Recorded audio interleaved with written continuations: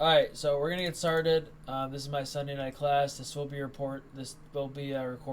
I'm not a financial advisor.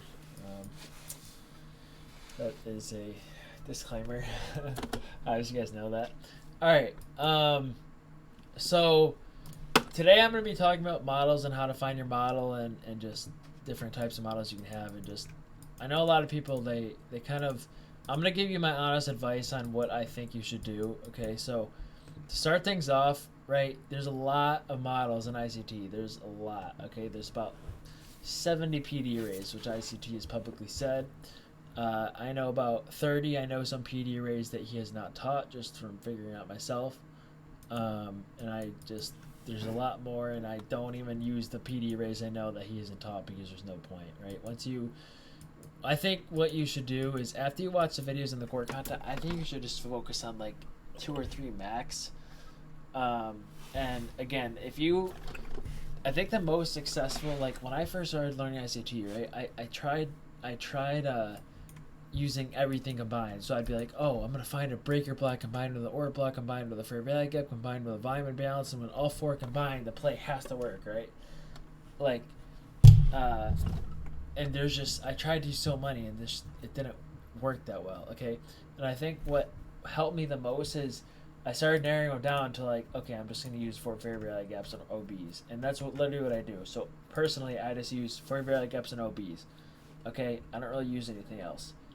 Okay, I'll use occasional volume balances. I use occasional breaker blocks, but like my main setups has a fair value gap and an OB, because my theory is if there's no fair value gap, does that really mean price wants to keep repricing towards that direction? Probably not, right? I need to see some sort of fair value gap, some sort of inefficiency, which I prefer fair value gap to tell me, okay, price wants to go this way, right? The fact, just like this, obviously this is a bad example because it's a bad time to trade, but like if we don't get a fair value gap here, do you really think I'm looking the short here? Absolutely not, right? Even like in the back of my head, if there's no fair value gap here, do you really think I would expect some sort of rejection here? Probably not, right? I need to see some sort of fair value gap, and that's my main model. Okay, and I'm going to be going over the main model where if you're brand new, I'm going to be going over, okay, here's what you should do, and here's what you should stick to for like a month, and here's what you're going to try, and here's what you're going to backtest, okay?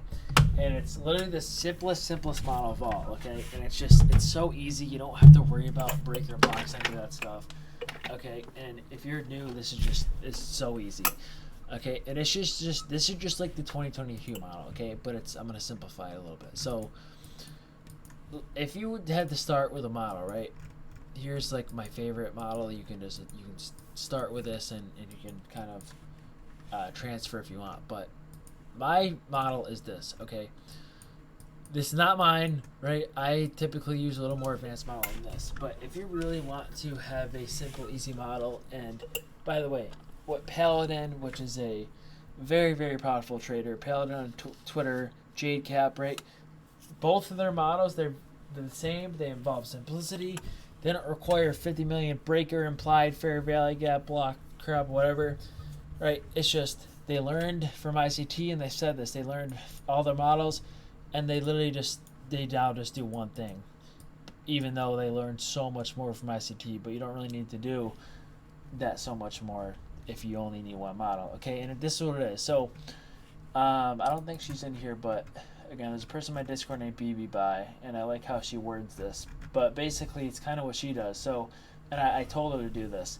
So if you think about internal liquidity, right, we got like external on the weekly up here, and let's say the other external would be this, okay? Why this low? Well, you can see this is clearly the next swing low, right? You can see this is the last possible swing low until you get up to external liquidity. Okay, so here's the model. Okay, let's say this is a 1 minute time frame. What BB which is the person I talked to about this, okay, that's the name, what she calls this is waiting for the edges, okay, and I like that. So this is an edge, this is an edge, and this is literally the most simple model. So really, if you see 2 really nice edges and a swing low and a old swing high, and we're kind of in between, what you want to do is you wait for one of those edges to hit, and then you look for the reversal. And I'll explain this in a second, but again, this is literally the most simple thing you could ever do. You wait for one to hit, and you look and you wait for the reversal on edge. Okay, so let's say you're on the weekly time frame. This is an edge right here. This line, this is an edge. So let's say you want to take a nice swing setup, because obviously this is the weekly time frame, so you're not really going to be looking for a reversal on the 5 minute based off the weekly. So if I was on the weekly time frame and I had these edges marked, I would be looking for probably a daily setup. So I'd have these edges marked on the weekly, and I'd be like, okay, I'm going to go to the daily. I'm going to wait until one of these hits first. I don't know which one is in it first. And then I'm going to wait for like a daily setup, and that's just a simple break of structure, fair value gap retracement, or whatever. Okay, and this is the daily time frame. So I'm going to go on a smaller time frame. Okay, this is what I do. So really, right now, this is a really nice edge, right? Because it's kind of lined up with, it's like the high, it's the most obvious high. So I'd call this an edge, and I'd call something like this an edge. Okay, and I'd actually probably go to the hourly, and I'd call this an edge. So if you want really, really, really high probability trades, what you got to do is, okay, say you're in the 1 hour, wait till one of these edges hits, and then look for the setup, okay? And it's just the basic 22 model. So really, instead of trying to like gamble and just, this is not gambling, by the way, because what I do is I know what edge is going to hit first based off of structure, based off of whatever else I'm thinking. But if you don't know and you're bad at drawing liquidity, just wait till we hit an edge and look for the opposite setup, right? So if we open up in the morning, let's say we have a London high or London low. Okay, we form an overnight high and overnight low. Just wait till one of them are hit, and then just wait to see if you get a reversal setup. Okay, this is literally the most simplest model. I think this is the model everyone should start with. It's what I started off with. So right now, I don't care if I see a bullish setup here. I'm not longing. I'm going to wait till the edge gets hit up here, and I'm going to wait for something like possibly this. So let's say you get a high, something like this, higher low. We purge liquidity, and then we break the higher low. And then I'm taking the fair value gap short, right? This is the model you just got to wait for. And the thing that makes this so good is because you're not really guessing the draw on liquidity here. Okay, there's two ways to trade. There's the way that I do it, was I guess the draw on liquidity, which I'm pretty good at, and there's the other way where you can just do this way and just wait till liquidity hits, meaning you don't know which liquidity is going to be hit, which is why you wait for the edge, and then you try to take the reversal setup. So this is an example where I'm not going to guess it's going to be hit first, but let's say it is. I'm just going to look for the reversal setup. Okay, and there's going to be days where we're going to form a London high or something. Okay, like for example right here, you can see we form a London high here. Okay, but there's never a nice short setup here. So there's going to be days where you're going to find an edge, and we're not going to get the reversal setup off it. Okay, or if you look at this whole range, okay, what high sticks out to you? The only high that sticks out to me is this, because it's so obvious. It's the most obvious high. So I would consider this like an edge, because the edge I consider like a bunch of consolidation. It's like the most obvious high. And if you look at this, it's just like this is the mountaintop. So what you want to do is you just, okay, wait for that edge to hit. You're not trying to find a setup to this edge because you're not going to be 100% sure this hits. But the model is just going to be like, okay, wait for the edge to hit, go in like the 1 minute time frame and see like, okay, are we going to get a short setup?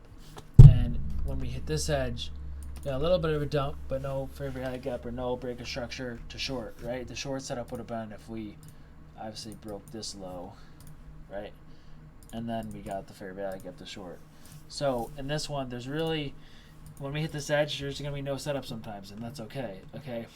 I'm going to use like the 1 minute for example now, okay? If I look at this, right? This is a 1 minute chart. This is not going to be as apparent on a 5 minute chart, but let's say I'm looking for 1 minute edges. The most obvious edges in this whole range are going to be this high and this low. So just look for something like a V shape or just any consolidation. Look for the most obvious high and low. Mark the high and low. The market will 100% of the time hit one of these edges. Okay, you don't know any of these. You don't know which edge is going to be hit. But what your job is going to do is wait till one of them are hit. Look, see if you get a reversal setup. So in this situation right here, right? We hit this edge first. You're like, okay, we hit this edge first. Now look for a short setup. And because it's a 1 minute time frame, you're going to get a lot more. But you can see we clearly get a nice short setup right here, where you can see like we form a higher low, and this is going to be not a great example, but it's still an example. We're going to form a higher low here. You can see we get the nice displacement below this low. Okay, see this nice displacement, and then you short this fair value gap right here.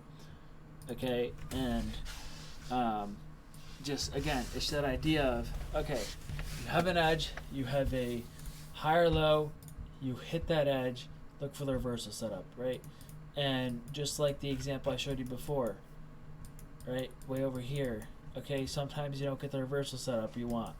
Okay, in this one, we got it. Again, my model is I just like the fair value gap and I just like the order block. So I think that's the most simple. I think that's all you should use. I don't even worry about volume and balances a lot of time.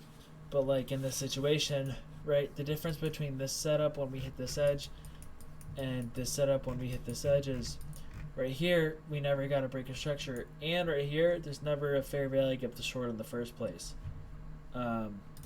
So you can like see in this, right, there's never a fair value gap to short in the first place, okay? And if we go back over here, okay, remember what I said about fair value gaps. The reason why I love fair value gaps is because they'll tell me, okay, we form a fair value gap, the market wants to price lower or has a better chance of repricing lower if there's no fair value gap. Versus the one before that I showed you way over here, right, there's no fair value gap. So is that really, is the market really telling me we want to reprice lower if there's no fair value gap? Probably not. Okay, versus this one, we had the fair value gap. This is probably telling me that there's a more of a chance that the market will reprice lower. Doesn't mean it will, but there's definitely more of a chance. Okay, that's why you can't just short with no fair value gap. That's setting up yourself up for failure for sure with no fair value gap. Okay, and obviously there could be volume balance, there could be an order block. Okay, but my model is a fair value gap, so my mindset is I need to short a fair value gap, nothing else. Okay, and I use order blocks more for stop losses, not entries. I use a fair value gap for an entry 99% of the time. I will use volume and balances sometimes, but mostly fair value gap. So again, I think the most basic model to start off with is wait for some sort of consolidation, some sort of V shape or something like this pattern. We get just obvious high and low, something, and then wait for one of those edges to hit, and then look for a reversal setup, okay? And I think that's going to make your risk reward really good. I think it's just the basic, most starting, really good model, right?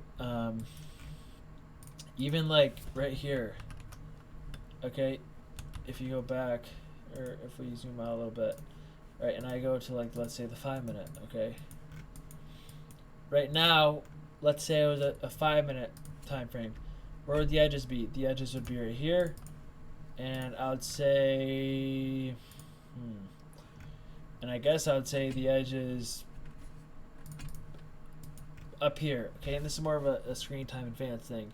Why would I not say this one? Does anyone know why I wouldn't say this is an edge?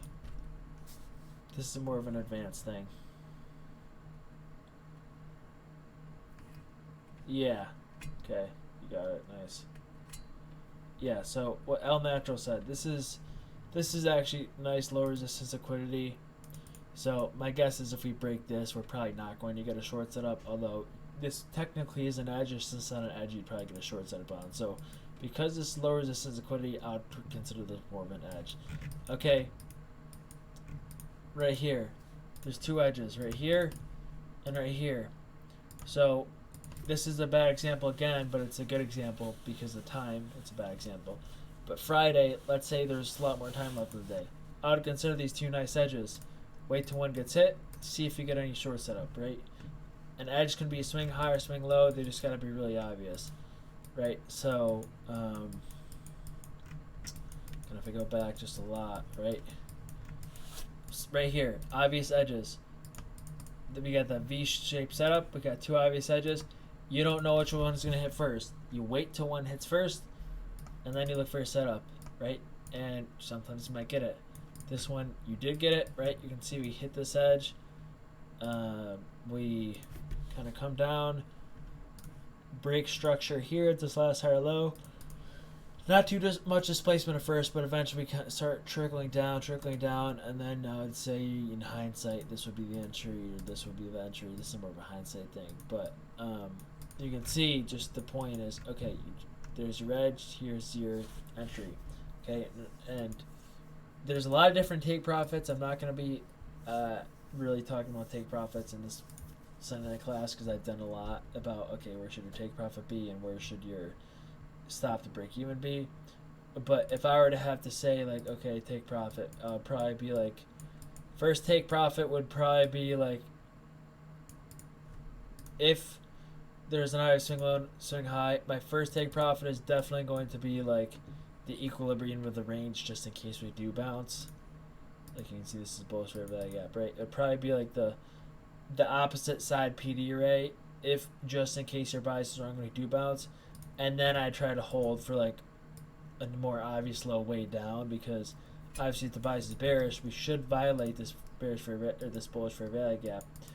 But yeah, first target would probably be like the, okay, if my bias is wrong, where would I take the opposite position? That's where I always say my first target is. And then obviously second fair value gap is, or second target would be like a much more lower low where it looks really obvious. And this is definitely the most obvious low before this one, right? You can just see this is giant wick. If I back up from my screen, you can kind of see it really clearly. How do you know which fair value gap to enter? This one, honestly, both are fine. Okay, if we were traced to this one, definitely would have entered here. If we were traced to this one, definitely would not have entered there. This one is, okay, now the order flow is kind of bearish, versus this one, the order flow wouldn't really have been bearish yet.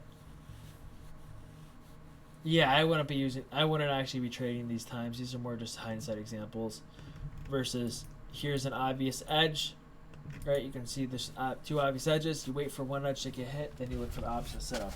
So I think that's the basic model, and I think that's what you should start with, okay? You wouldn't enter here because this is, order flow really isn't bearish at this point yet, right? All this is a retracement after an uptrend. You want to see that uptrend broken first, and then you kind of look for, okay, are we creating bearish order blocks? Which we create one here. Okay, does it look like these bearish order blocks are being respected? Which this one does, because we don't go back over it. And that's really how you like, okay, now we have bearish order flow. I'm going to anticipate price to go lower. Okay. And yes, all models, you should have a certain time of day. Okay, and there's a lot of models of the silver bullet model. Okay, this model right here, this one I'm talking about, okay, wait for an edge to hit and then look for a reversal setup. This model should only be performed from 2 to 5 a.m. during London, from 8:30 to 11 a.m. in your kill zone, and 1:30 to 3:45 p.m. in the afternoon session. And if you perform it only during these times, and only during these times, nothing outside, you'll have the most high probability. Okay. Okay, but that's kind of the first model. And then here's where it gets juicy. Okay, once you kind of, if you can get this model, I'm telling you, is all you need to be profitable. Okay, what I just showed you, that model is all you need to be profitable. Okay, but here's the thing. That's an example of only one model. I think it's the most simple. I think it's the one that if you're struggling, that's just the one you should wait for. So I think it's the most simple for sure. But there's obviously going to be other models, okay? The other model being like okay, I'm going to try to find where do I think the draw on liquidity is. And I'm going to look for like a continuation model. So let's say I don't do the edge model. Let's say I think I know that we're going to go hit this high because I'm like, okay, I see nice displacement above. I see a nice fair value gap. I think we're going to go hit this high. So based off of this, you're like, okay, I have an edge marked. I think we're going to go hit this edge. Now what the model can be is, okay, I'm looking for a continuation model. Let's say I didn't catch this entry, but let's say I see a new fair value gap formed. Right? Your model is, okay, now I think I know where liquidity is. I'm going to long this and maybe stop loss on this order block and then target here. Obviously not the greatest risk to reward, but this is the second model. And this is what I personally do. but I've also been doing this for a while, so I also have a lot more screen time and kind of I am pretty good at telling, okay, I think price is going to go here. Okay, it's not always easy to enter, even though you may know where price is going. It's not always easy to enter and execute, but I still know where price is going a lot. And this is what I kind of do. And this is the second model. So instead of waiting for like a market structure shift, you're kind of already going with a trend, and you're entering in the continuation model. And Thursday when I was in voice, I alerted a long to like 100 people or whatever who was ever in here, and the long setup I alerted was this. So I kind of said, mark out this 15-minute fair value gap. I'm not buying the long in it, but see if we get a long from it. And if you go like to the 5-minute, right? We never really got a 5-minute confirmation, which, by the way, I said go in the 1 minute, not the 5-minute. But if you go in the 1 minute, you can see like right here, right? You kind of see we're knifing, right? There's nothing telling me to long yet, but then I see this work, and this is not an edge. This is a higher time frame PD array model. Okay, so just like an edge, you kind of can treat this higher time frame PD arrays as an edge, right? This is the 15-minute fair value gap. And this is the other model. Rather than finding an edge, like I explained before, find a higher time frame fair value gap, higher time frame order block, and that's your edge. So this was an example of an edge to me, right? This is the other model you can do if you want. And the edge, you're looking for a reversal setup. An edge is just you mark two really easy price points in Inferno, and you wait till either price point is hit, and then you look to do the opposite. So you're basically marking so you're basically marking two sides of the market and being, okay, I don't know which side the market's going to go, but I'm going to mark both sides, and if one gets hit, I'm going to look for a reversal.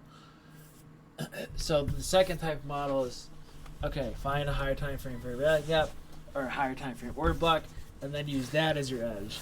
So this would be my edge, right? Let's say, like the first model, let's say this is just a swing low. Well, it's the same thing. This is an edge.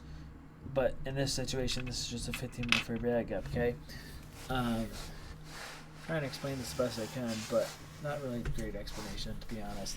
But let's say this is my edge in my model versus in your model, your edge is going to be something like this. But basically what I do is, this is another model you can use, okay? What you do is you wait for the higher time frame PD array to be hit, then you go to the 1 minute, and then you look for like a setup out of there, right? Which in this example right here, here's the reversal model. This is a whole model itself. Here's the trend continuation model. This is another whole model itself. So you have to start deciding, okay, do I want to try to catch a reversal and be really early, or do I want to wait till like a reversal and then break a structure and then maybe enter in the trend continuation? So these are another two things you have to decide. You're going to have to obviously do some back testing to see which one you like better. Okay, and I kind of mix both. Sometimes if I'll miss this and I'll be like, okay, well, I'm so comfortable entering here. Some people might not be, because some people might feel like, okay, I missed a reversal, I'm chasing. But really, this is relatively low compared to where, okay, I thought we're going to go here, so this is still kind of relatively low, meaning, okay, if I miss this one, this is still fine along, you know? And this is just another model. You're going to have to decide, okay, am I fine with taking the second setup, or do I want to try to get the best risk reward and try to long the first entry it gives me, which would be this one right here. Okay, so that's another model, and just that's going to take time for you to kind of understand. ICT talked about mental capacity taking a space, and that's kind of one of those things where, okay, do I feel comfortable doing this, or do I want to do this? Okay.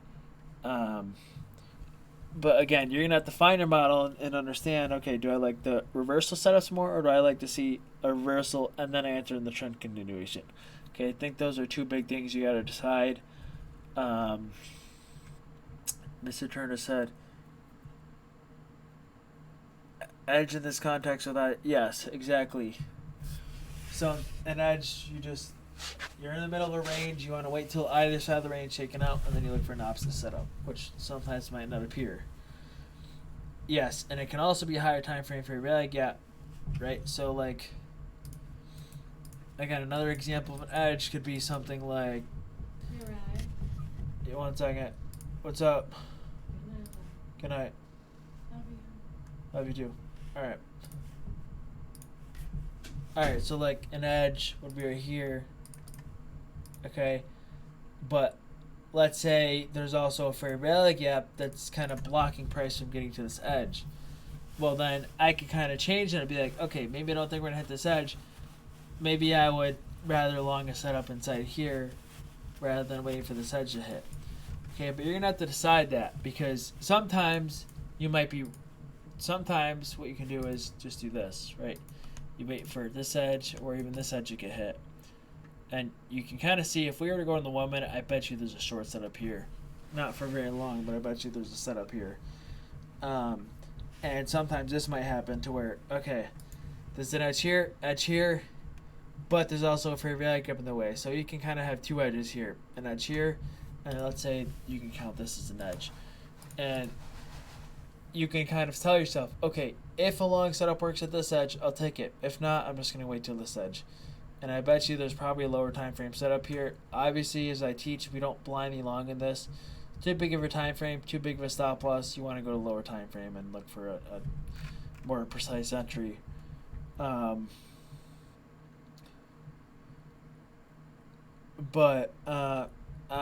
I don't think anyone's thinking that, Mr. Turner, because I've explained this very well. I'm talking about edges like on the chart, not edges like, oh, this is an edge in trading.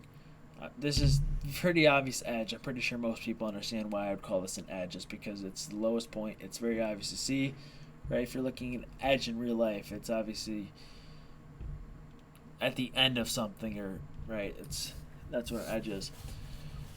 So yeah, you got the model of marking two edges, marking buy side and sell side, basically the same thing, where you just, okay, now you wait for one to hit, look at that, go the opposite way. You're not guessing which one's going to hit, but that's kind of the first model. That's what I'd recommend what you start with. Okay, second model would be finding the trend continuation, being like, okay, I think this edge is going to hit first, look for the setup that goes for that edge. And that's where you really got to be really good, because if you're wrong, you're going to get wrecked. Okay, with my confirmation setups, it's hard for me to get wrecked because I wait for the confirmation setup if I think I know where the drawdown liquidity is. But the second model is finding the drawdown liquidity and going with the trend to that instead of waiting for the edge to hit. Okay, and the third one is, okay, do I want to buy or sell the first reversal after the edge hits? Or do I want to wait a little bit, wait till the order flow changes after the edges hit, and then hop on the trend continuation? Okay, that's kind of the third model. So I think picking one of those three models would be good, and just sticking to one of them and seeing what you like best, okay? And then once you pick one of those, start thinking about, okay, do I like to use fair value gaps more, or do I like to use breaker blocks more? Okay, I think you should pick between a fair value gap and a breaker block. Okay, obviously when they're combined, it's a little better, but I think you should focus primarily on one. And then once you have that down, okay, do I like a fair value gap or breaker block more? I think you should pick, okay, do I like swing highs and swing lows as my stop loss more, or do I like order blocks as my stop loss more? Okay, again, my personal model is I use fair value gaps for entries, not really breaker blocks. It's obviously good to see a breaker block in Confluence, but again, I focus more on fair value gaps because I understand them so well. And I also like to use order blocks as my swing stops, okay, versus some people might just use higher or regular swing highs and swing lows, especially if you don't understand the order blocks that well. So that's like kind of the third thing you want to know. And after that, it's all from there, just doing the same thing again, right? Using the fair value gap every single time you're at edge and you wait for the setup. Right, not even using a volume imbalance, right? Maybe sometime in the future, once you get really good at the first one, kind of have like a tool in your pocket being like, okay, I don't see a fair value gap here, but there is a small, tiny volume imbalance, and I have everything else setting up in my conditions that I'm looking for. Okay, but that's not something you want to jump on early. That's something you want to kind of wait down the road for, because, again, when I started using volume imbalances, every volume imbalance got blown through, and I had no idea why. Okay, it's gonna take screen time to understand how they're used and how they should work.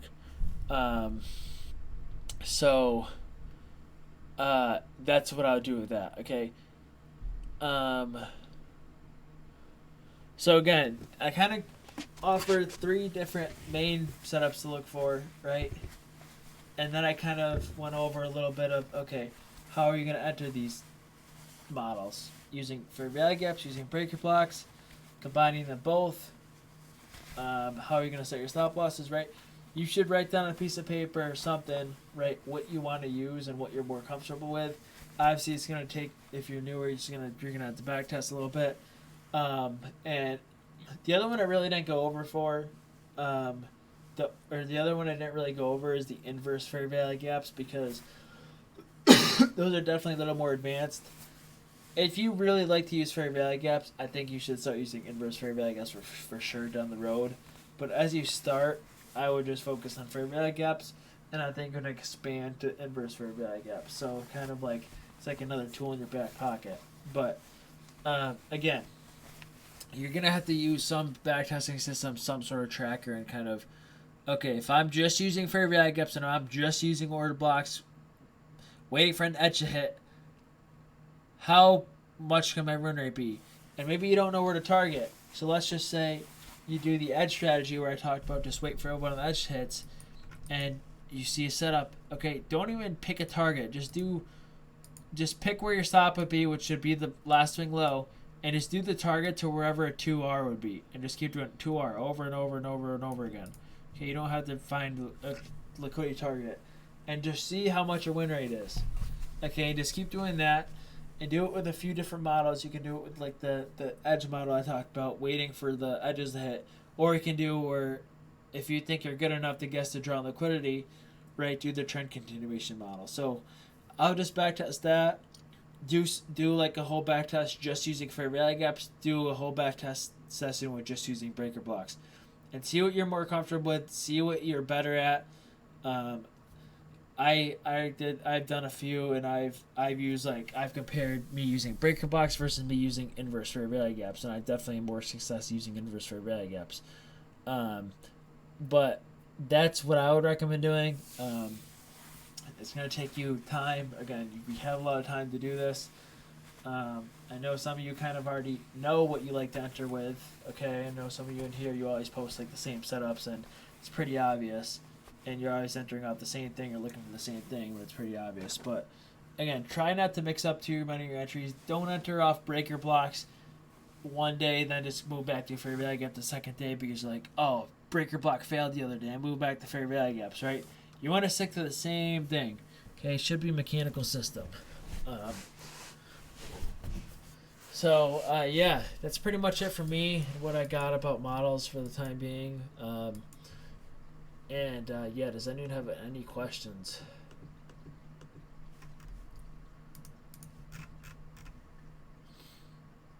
I'll give someone like a minute to type.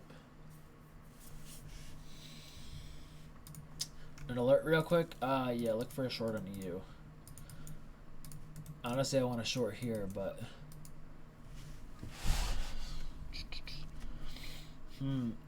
short here, right here, if this low does not hit. If this low does not hit, this is a good short, and we're 100% hitting this low. So like this, and then stop the break even here.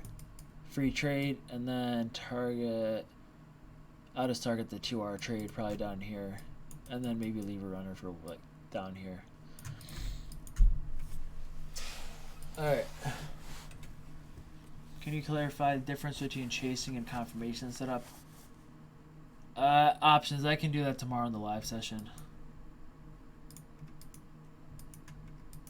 That's an easy question. Yeah. Inferno, if you got unrelated questions, just ask me tomorrow in the live session.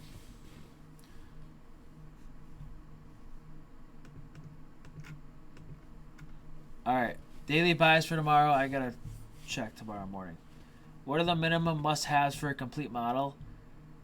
The minimum must-haves is you must always enter with the same thing, whether it be a fair value gap or a buck, and you must have, okay, am I going to wait for an edge, or am I going to try to guess where the draw on liquidity is?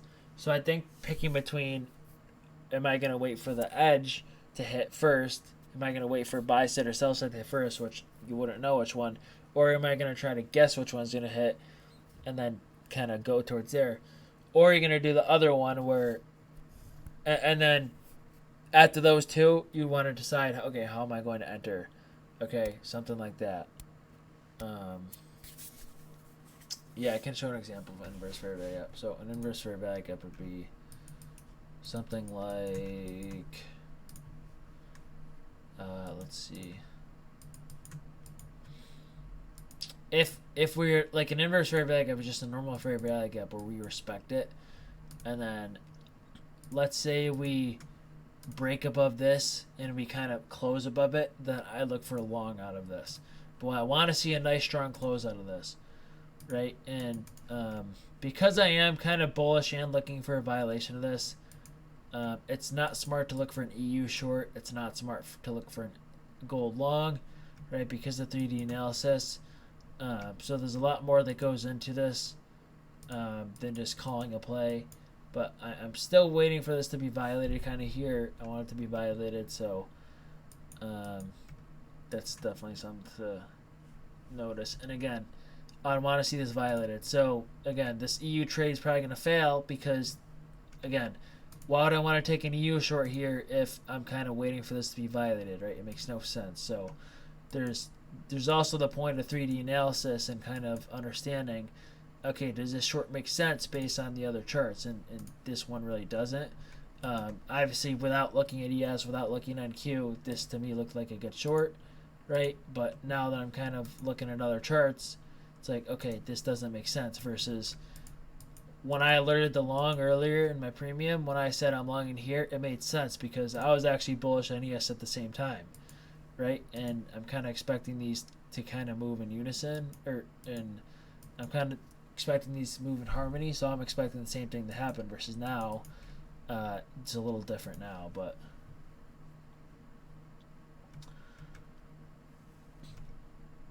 can you use NQ with both models? Yeah, I use NQ and ES. You say combine candles to form a higher time frame chart in your head. Yeah.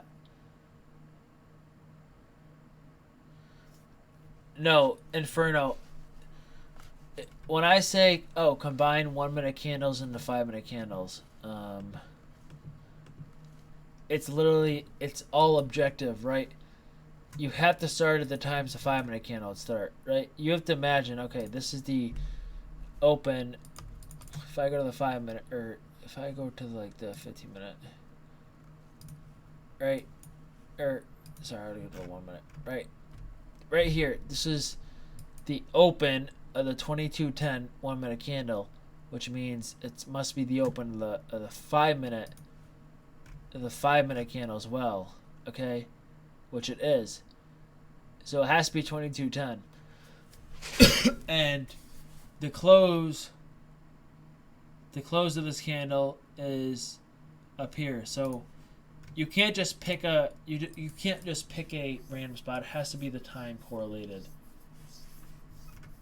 Right, so a 5 minute candle is gonna open at like 10:05, 15, 20, 25, and you have to do that. Yeah, you have to do that. And again, you have to have a really good memory and not a photographic memory, but you just have to have a lot of screen time to do that, and it can be definitely very difficult sometimes.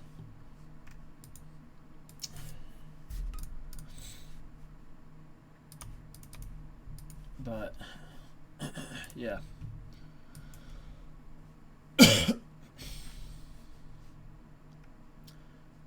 That's how. Yeah, I'm always in the 1 minute because I can visualize the higher time frames with being in the 1 minute, and people are like, "Oh, get out to 1 minute," but I can already see the higher time frame.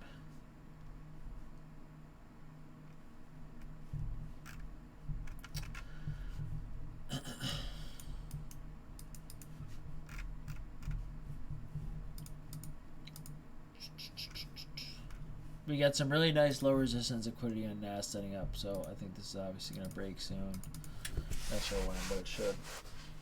How advanced of a model is Turtle Soup? Definitely a lot more advanced because Turtle Soup is definitely harder to master and know, okay, why would I buy into this low or why would I not? Definitely not should be your first model. But Turtle Soup is another model. There's a reason I didn't go over that. I think you should understand the other models first. If I had to guess, I would guess, again, don't take this as an alert, but I would guess this short's going to work.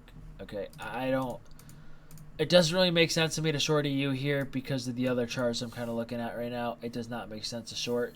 If I was just eyeing this without doing any 3D analysis, definitely would make sense to short here.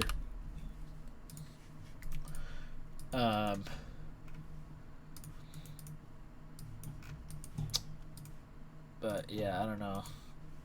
And DXY would definitely make sense for us to bounce here and hit these equal highs. So again, don't take this. This is not really alert, but like I said, I'm pretty sure this low is going to be taken out. But it doesn't make sense to short because, I don't know, NQ and ES I'm kind of expecting upside on, which pretty sure makes this go up too. I think they generally do the same thing. Not all the time, but like last time EU dumped and EU dumped and ES was bullish, but I feel like they are correlated a little more in the overnight sessions, which is interesting. That's just something I realized. But it's not really during the day typically.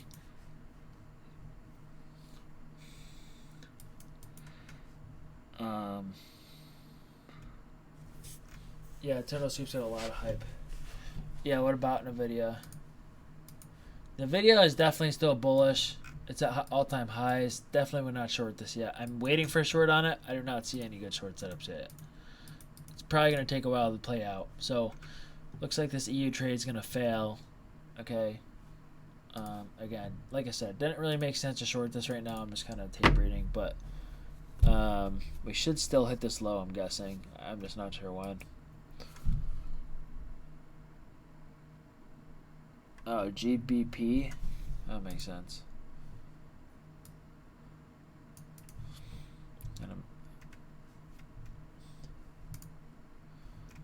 Okay, maybe it'll work actually. Let's see. And I would expect DXY to bounce from this fair value. Yep, I don't expect EU to dump here. But yeah, NVIDIA definitely would not short this yet. You just gotta wait for NQ to dump. Once NQ starts turning bearish, short NVIDIA. And honestly, like, I don't even know if NVIDIA is a good short even after that, because NVIDIA is so strong where I'm not sure if you're gonna get like a good short off that, you know. So I don't know, just up to you. What time do you usually live? Yeah, well, more like 8:30 or 9, just depends on the day. I'll go live at like 8:30 if I see, or I'll go live at like 8 or 8:30 if I see some really good setups forming. And I'll kind of wait from 9 o'clock to, by the way, this is an inverse fair value gap. This is why I think we're going to reject here. So, right, you asked me how do I use in this inverse, right? It's this bullish fair value gap, which I don't know why this pumped here. I was expecting this short to work. But now that we kind of dumped back through this bearish bullish fair value gap where I was not expecting it to work and I was expecting to hit this low, it would make sense to short this as an inverse. And it lines up with a bearish one. So, yeah, it does look like this is working. Yeah, so DXY completed the upside prediction, and Euro should complete this downside one. We just got to break these equal highs. But, yeah, nice little scalp called there. Well, hopefully we hit this low.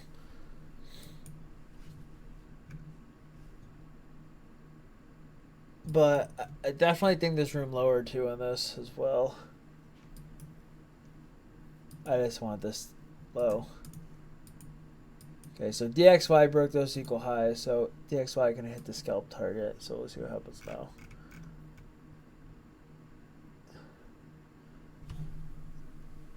That's a whole different thing, Marshall.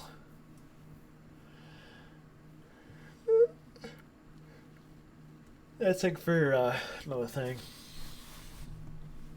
You're talking about BPRs.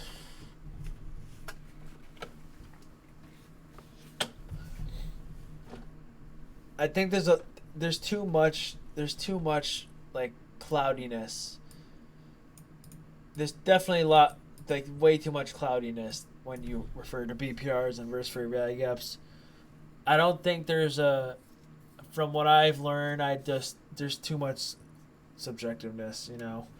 There's not. I've seen so many people say different things. I've caught ICT saying different things as well, which is kind of fishy. But like, I've caught them saying different things for that. But, yeah. So you can see DXY hit the target and just dumps out there. That's why it's important to scale internal liquidity. And you can see this EU trade got stopped to break even now, right? And yeah, just using this is also equal lows from over here in DXY. So again, DXY is very good to use with Euro. Unlike ES, you should not. I don't really rely heavily on DXY for ES, but I would suggest using it with Euro because look at just the difference, right? This is perfectly uncorrelated, right? The opposite happens. One dump candle, we just pump here, right? Makes so much sense. Algorithmic theory, that's the stuff that ICT Concepts does. Not really. I don't really think you need it. I think it's all in price and it's all on the chart, and you can see algorithmic theory to the chart. But yeah, that's about it. I'm gonna get off now, guys. This will be recorded, so you can go back and watch this. So yeah, I'll see you guys tomorrow on stream for yeah, see you guys later. Peace.